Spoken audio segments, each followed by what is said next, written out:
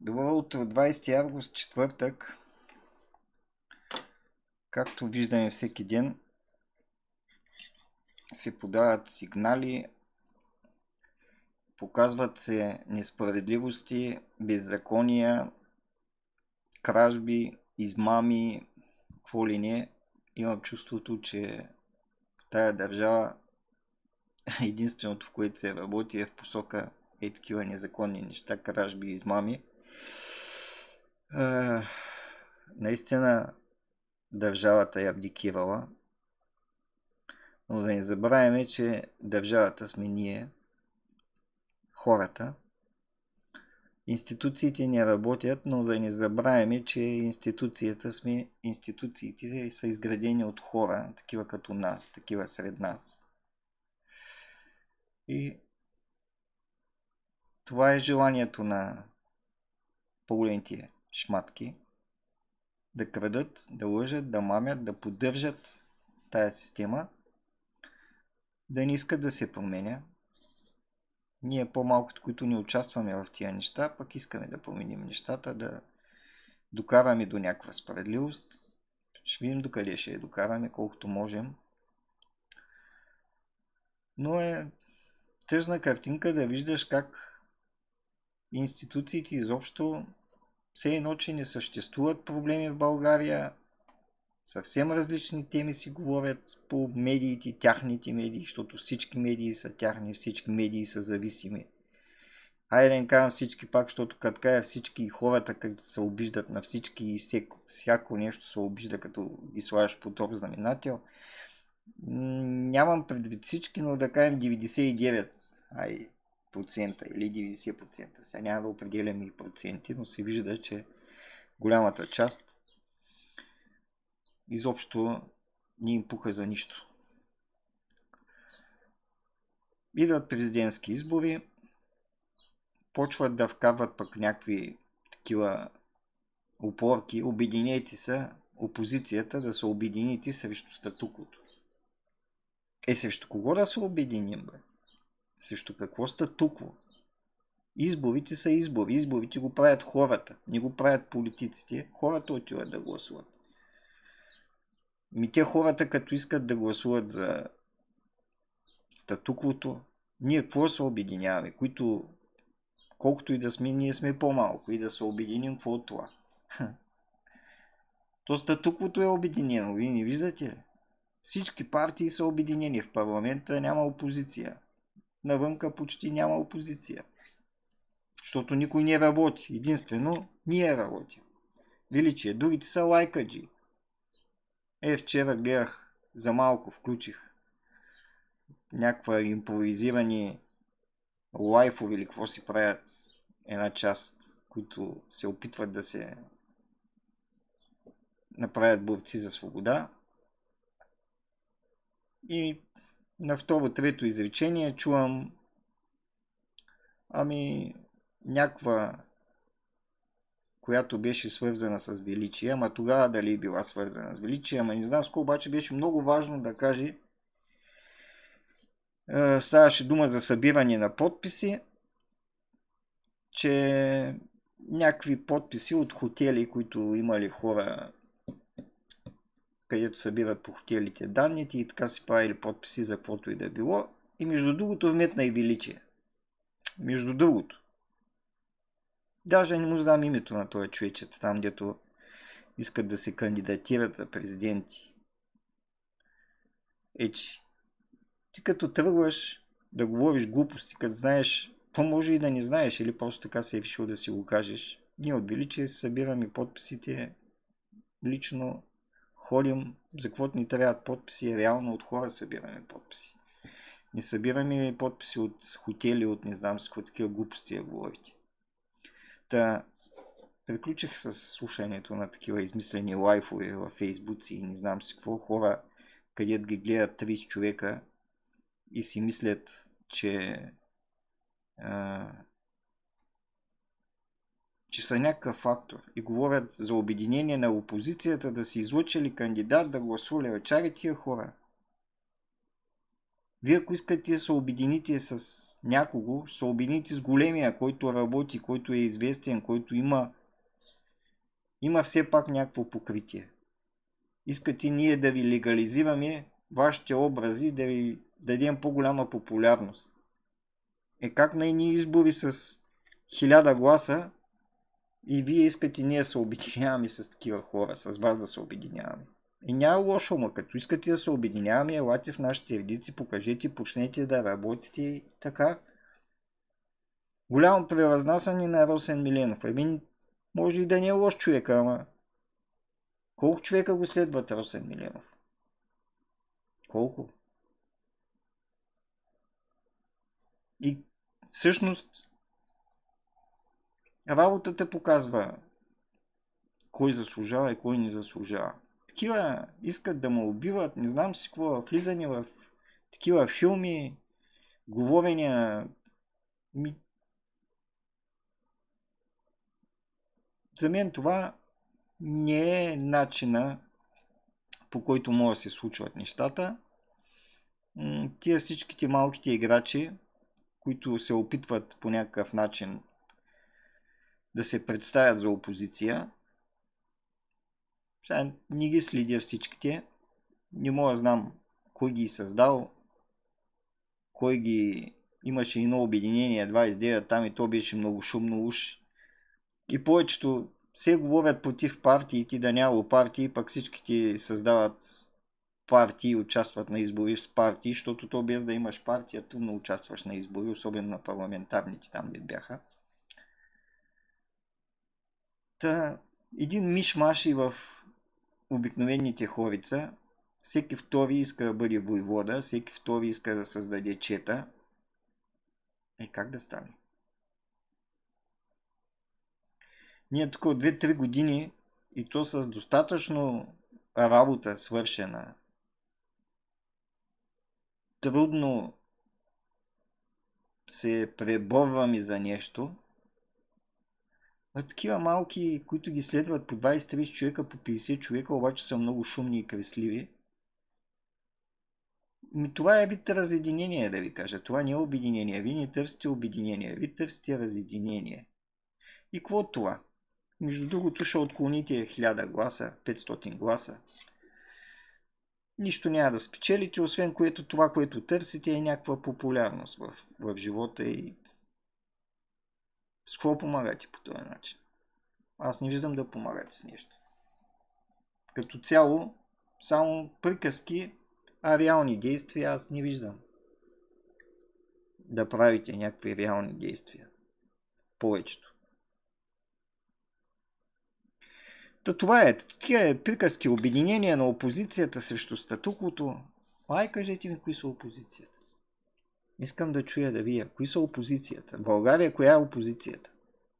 Къде е опозицията и какво върши опозицията? Защото лесно хвърляте така думи и повечето почвате да се сърдите, защото следвате такива малки тук-там не повечето, ами някои следвате такива и сте шумни на себе, ама ви не се обединявате, ама ви не знам си какво, ама ви не знам си що. Хайде добре, кажете ми коя е опозицията. Аз в парламента няма опозиция. Сега не виждам да има опозиция, макар че медиите услужливо ги наричат опозиция, но те няма как да са опозиция. В парламента няма опозиция. Извън парламента също няма опозиция, като изключиш величие. Аз не искам само величие да са единствените, които стават и се борят, ма няма други хора. Няма други. Кои са? Посочете ми ги. С кого да се обединиш?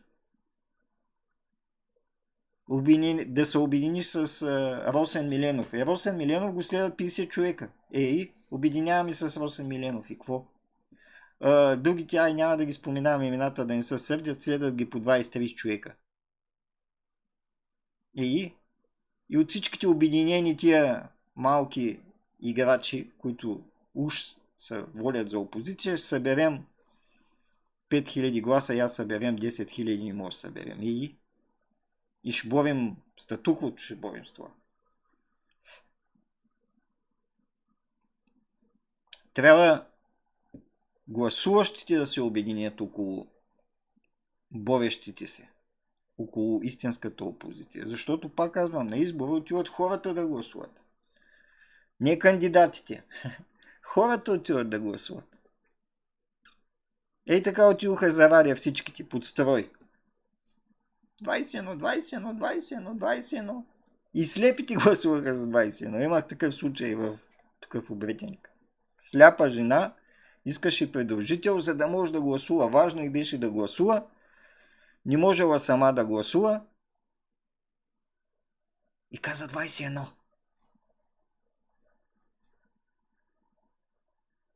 Па вие ще борите статуквото, ще борите. С приказки. По TikTok. Си говорим за TikTok. И пак схеми, как са крадяли пари от изборите. Долу горе 5 минути докато слушах, той слушах. Как са дал един пакет, не знам си какво там за представяне, как се осребрял. Ами ето в главите само схеми, бе, човек, само крадени на пари. Значи половината искат да стават кандидат-президенти, да могат да вземат някой лев да сгънат, да изложат там да... Никой не мисли за хората. Никой. За сега единствено Ивелин Михайлов и Величие показват с действия 2 години вече, повече от 2 години, че мислят за хората. Другите са търся популярност, търся известност, да осребре по някакъв начин. Вижте ма, аз съм воевода. Така не става. Така няма да се прибори нищо, система няма да се прибори, защото там са милиони, милиарди. Ето всеки ден го показваме, доказваме схеми, как се крадат, как се финансират от малките, от общините нагоре с кражби, измами, проекти, подкупи, корупция. А вие ще борите системата с 20 човека. Не може. Така че такива глупости за обединение на опозицията, първо си изяснете, що е то опозиция, има ли в България, кой е опозиция и дали е опозиция, и тогава говорите за някакво обединение. Та хората нямат нужда от много кандидати, от партии, имат нужда те да се обединят около истинския лидер, около истинските, които работят и то, които го доказват. Да го разберат. Ако не го разберат, каквото и да си говорим, каквото и да правим, нищо няма да се промени, няма да се случи. Ако хората не го искат това, няма да се случи. Винаги ще ги завъртат нови, прогресивни, ще минат тук, може и да се завъртят към старите и да кажат, видяхте ли ги тези новите, нищо не става, дай върнете пак нас, дай гласувайте за нас, ще пуснати на голяма кампания и айде, върнал са Бойко, върнал са Мойко, Койко и там, който си искат.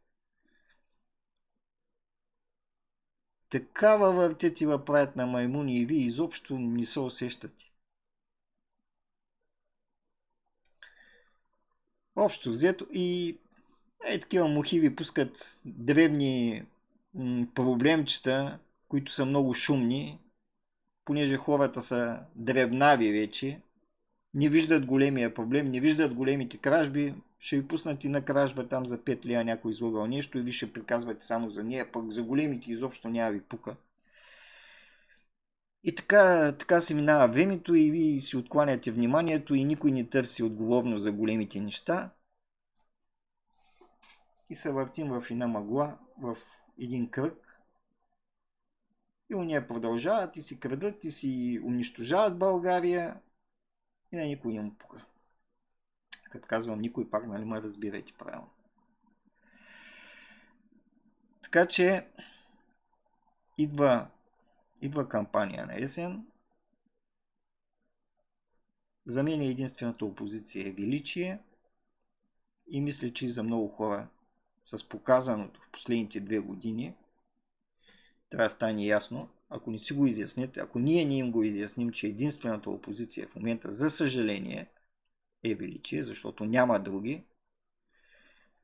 И грешката, която и Евелин направи още предходните, не предните парламентарни избори, а по-предните, когато лансира той Радев, в смисъл говори тогава по предизборните срещи, ще дойде една партия, ще се обединим с нея, ще направим и така и така.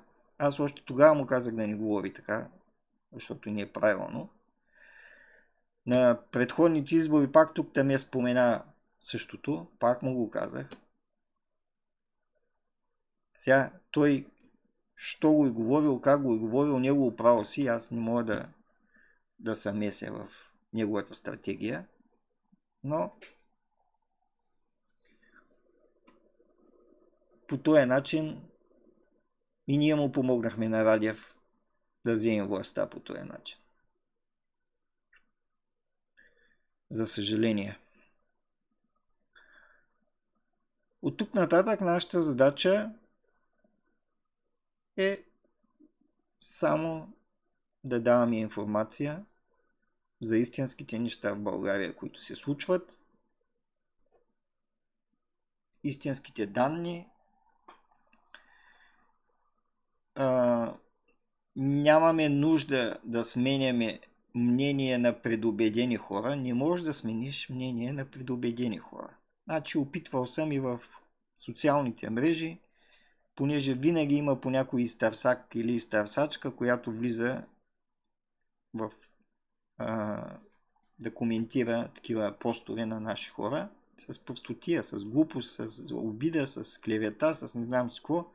Дори да тръгнеш да му обясняваш или да и обясняваш, не, това си влязло човечето да те дразни, да се лигави, няма да си помени никога мнението.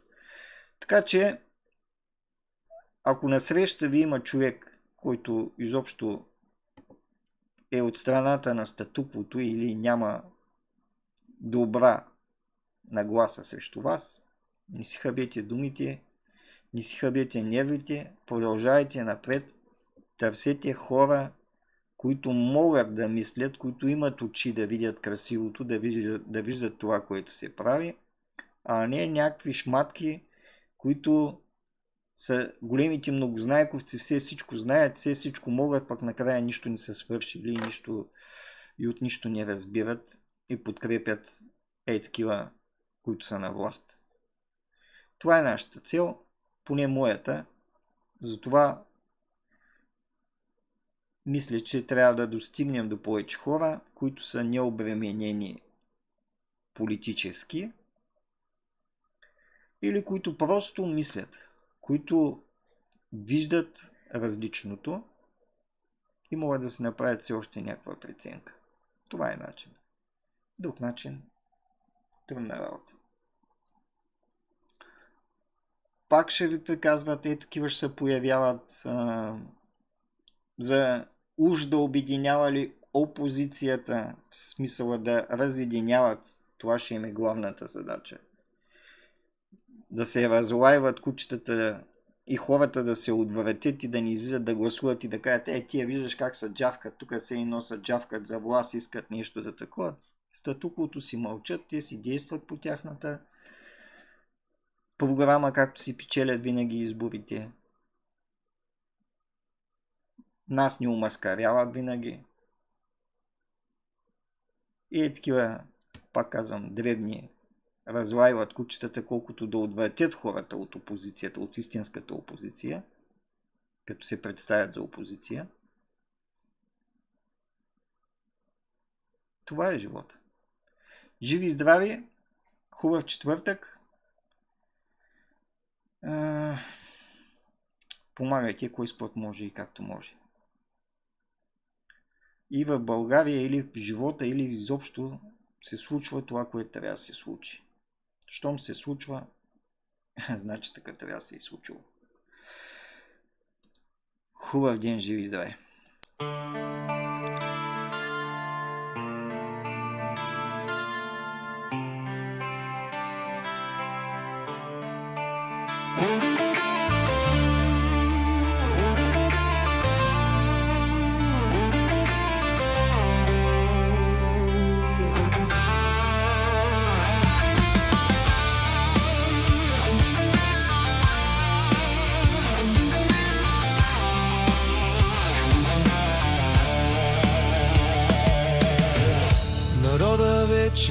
сама изтръпна, който мина все го врътна. Нацията ни почти е в кома, смазана тотално от погрома. Тия ни направиха на луди, завистливи, лоши, груби. Един други да се мразим, как да спрем това, да се опазим? Как се ни управляват боклуци, шайка пладнешки айдуци. Трябва да си вдъхнем смелост, вяра, да станем и да ги подкараме. Време е да излезем всички да гласуваме, не само вкъщи да умуваме, да покажем, че не се страхуваме. Искаме да живеем, не да съществуваме. Време е да гласуваме за, а не против тия и ония. Да върнем българите от чужбина, да изградим наново нашата родина, да е на земята райската градина.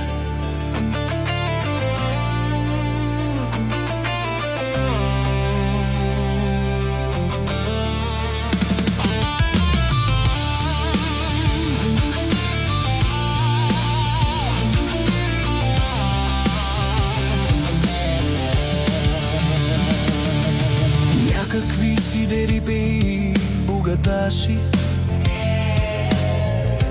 долни крадци и търгаши, каквото може са го взели. Грабят ли грабят, пари не видели. С политиците са дружки, на хранилка първи пушки. И малките знаят, сговарят се тайно, а пред народа говорят омайно. Отляво център и отдясно лъжат и крадат, еднакво ни е ясно. Те са най-гадната част от народа, уродлива българска порода. Време е да излезем всички да гласуваме, не само вкъщи да умуваме, да покажем, че не се страхуваме. Искаме да живеем, не да съществуваме. Време е да гласуваме за, а не против тия и уния. Да върнем българите от чужбина, да изградим наново нашата родина, да е на земята райската градина.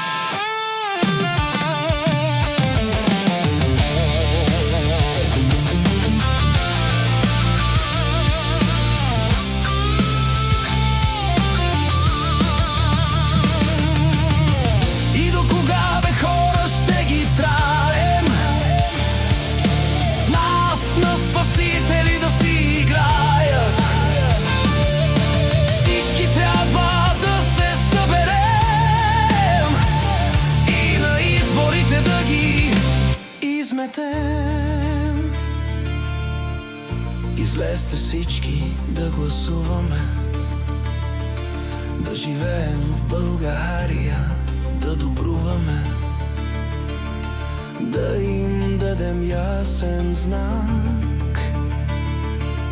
Няма да ни управлявате пак. Време е да излезем всички да гласуваме, не само вкъщи да умуваме, да покажем, че не се страхуваме. Искаме да живеем, не да съществуваме. Време е да гласуваме за, не против тия и уния. Да върнем българите от чужбина, да изградим наново нашата родина, да е на земята райската градина.